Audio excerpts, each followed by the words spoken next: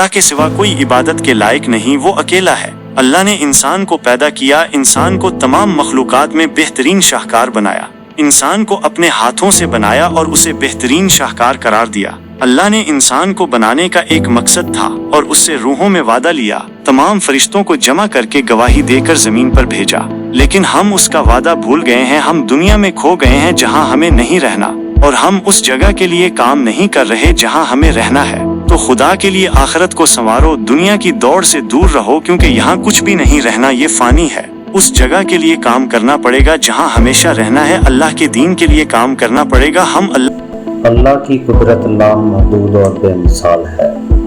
उसने कुन फयकुन के एक हुक्म से ये वसी और अरीज कायनात तख्लीक की, जिसमें बेशुमार कहकशाएं, सियारे और सितारे शामिल हैं।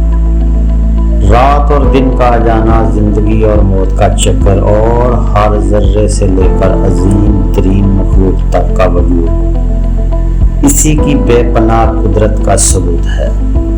हर शय में अल्लाह की हिकमत और ताकत झलकती है, जो हमारी अक्ल फहम से कहीं बुलंद है। इंतखाब है और उसे इस पर सजा मिलेगी। अल्लाह तालीस को उसकी बुराई का इल्म भी पहले से था।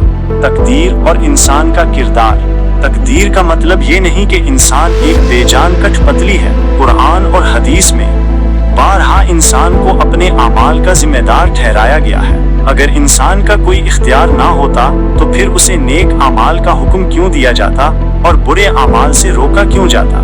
जन्नत और जहन्नम का तसव्वुर भी बेमाना हो जाता।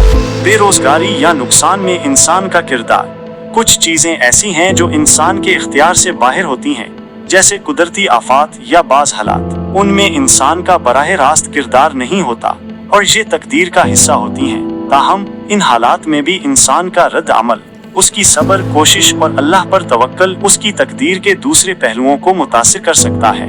यानी मुसीबत आने से पहले जो लिखा है वो होता है, लेकिन इस मुसीबत के बाद इंसान का अमल और रद्द अमल भी इसके इख्तियार में होता है। सजा और जजा का ताल्लुक। इंसान को सजा इसलिए मिलती है कि उसने अपने इख्तियार का गलत इस्तेमाल किया।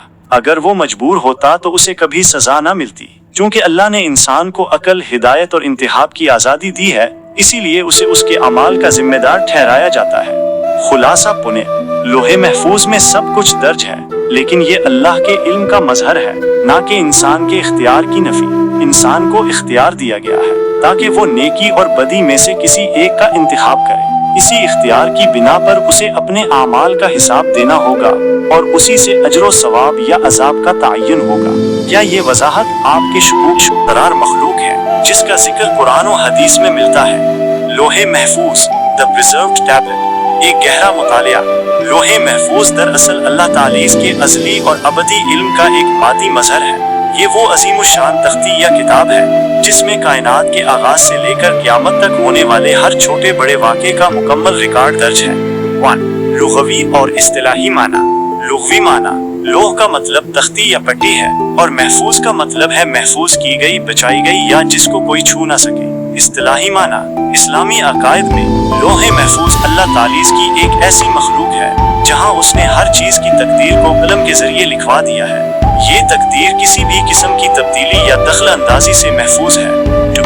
लोहे महफूज का मकाम और अजमत। इसका मकाम बहुत बुलंद है और ये आलमे गैब से ताल्लुक रखता है, अर्श के करीब। रिवायात के मुताबिक लोहे महफूज अर्श अज़्ज़ही के करीब वाक़े है, जो कि तमाम कायनात की सबसे बड़ी और बुलंद मखलूक है।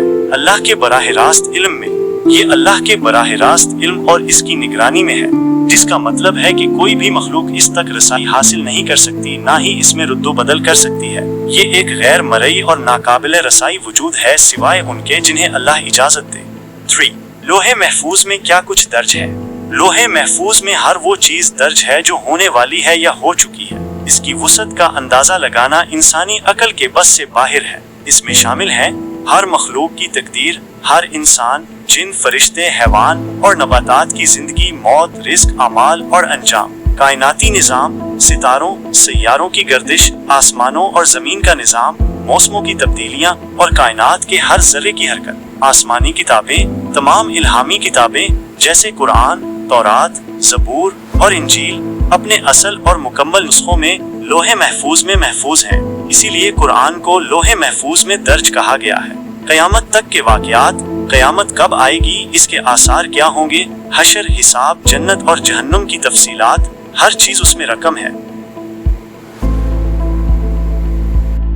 अल्लाह की कुदरत का मजहर, अल्लाह की कुदरत का मजहर कायनात के हर जर्रे में अया है। आसमानों की वुसअत, तारों का चमकना, सूरज का तुलू व गुरूब और चांद की गर्दिश, सब उसकी लामतनाही कुदरत का बैने सबूत है। जमीन पर जिंदगी का वजूद, पहाड़ों की बुलंदियां, समंदरों की गहराइयां और दरियाओं का बहाव भी उसी की हिकमत और कुदरत का करिश्मा है। इंसान तख्लीक बजाते खुद अल्लाह की कुदरत का सबसे बड़ा मजहर है। एक कतरा नुतफा से मुकम्मल इंसान का बन जाना, उसके आज़ा की बनावट, दिमाग की पेचीदगी और सोचने समझने की सलाहियत, ये सब इसकी बेमिसाल कुदरत को जाहिर करते हैं।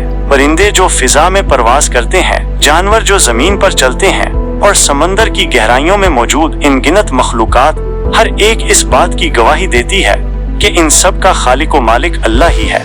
जिंदगी और मौत का निजाम भी उसी की कुदरत के ताबे है। वो जिसे चाहे जिंदगी अता करता है और जब चाहे वापस ले लेता है। हर जर्रा, हर मखलूक, हर शय उसके हुक्म की पाबंद है। ये सब कुछ अल्लाह की ऐसी कुदरत का सबूत है जो लामहदूद, अजली और अबदी है।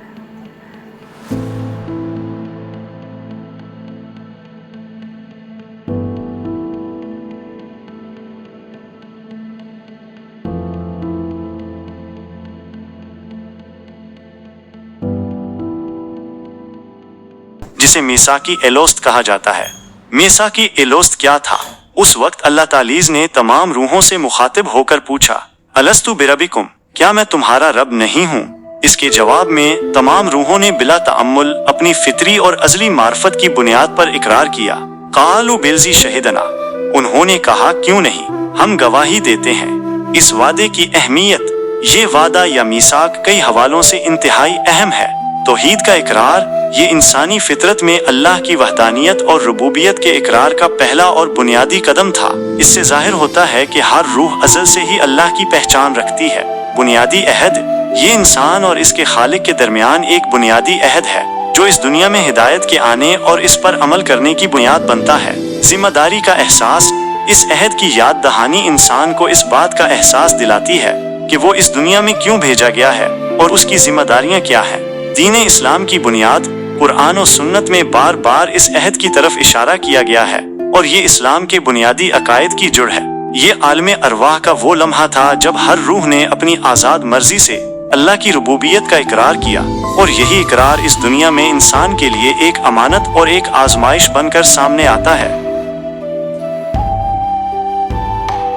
वो आलम है जहाँ तमाम इंसानी रूहों को इस दुनिया में आने से पहले और मौत के बाद भी किसी न किसी शक्ल में वजूद दिया गया था। ये एक ऐसा आलम है जिसका मुकम्मल इदराक हमारी मौजूदा दुनियावी हिस्सों से मुमकिन नहीं, लेकिन इस्लामी तालीमात में इसका वाज़ेह जिक्र मिलता है।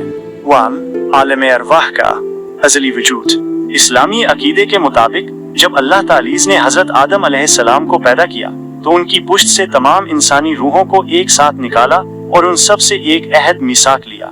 यही वो वाक़या है जिसे मिसाकी एलोस्त कहते हैं। मिसाकी अलस्त, अल्लाह तालीज़ ने रूहों से पूछा, अलस्तु बिरबिकुम, क्या मैं तुम्हारा रब नहीं हूँ? और तमाम रूहों ने जवाब दिया, बेलजी, क्यों नहीं। फितरती तौहीद, ये अहद इस बात की दलील है कि हर इंसान की रूह अज़ल से ही अल्लाह की वहदानियत और रुबूबियत को पहचानती है और उस पर ईमान रखती है। इसीलिए कहा जाता है कि हर बच्चा फितरती इस्लाम पर पैदा होता है।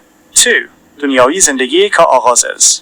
जब कोई इंसान इस दुनिया में पैदा होता है तो अल्लाह की हिकमत के तहत उसकी रूह आलम अरवाह से उस जिस्म में दाखिल कर दी जाती है। ये दुनियावी जिंदगी रूह के लिए एक इम्तिहान और आजमाइश है। उसे आलम अरवाह में किए गए अहद को निभाना होता है, यानी अल्लाह की वहदानियत और उसके अहकामात पर अमल करना होता है। 3. मौत के बाद का सफर। जब किसी इंसान की मौत होती है तो उसकी रूह जिस्म से जुदा होकर एक नए आलम में दाखिल हो जाती है जिसे आलम बरज़ख कहा जाता है। आलम बरज़ख वो दरमियानी मंजिल है जो दुनिया और क़यामत के दरमियान हाइल है। आलम अरवाह का ताल्लुक आलम बरज़ख से भी गहरा है क्योंकि मौत के बाद रूहें वहाँ एक खास कैफियत में मौजूद रहती हैं। 4. आलम अरवाह की अहमियत। आलम अरवाह का तसव्वुर इस्लामी अकायद में बुनियादी अहमियत रखता है क्योंकि ये इंसानी फितरत इंसान की रूहानी जड़ और उसकी फितरत तौहीद की बुनियाद को वाज़ेह करता है। यौम हिसाब की बुनियाद क़यामत के दिन ये किसी के लिए उज़र नहीं होगा कि उसे रब की पहचान नहीं थी, क्योंकि उसने आलम अरवाह में खुद इकरार किया था। मकसद हयात इंसान की जिंदगी के मकसद को समझने में मदद देता है कि वो यहाँ इम्तिहान के लिए आया है और उसे अपने अज़ली अहद का पास रखना है।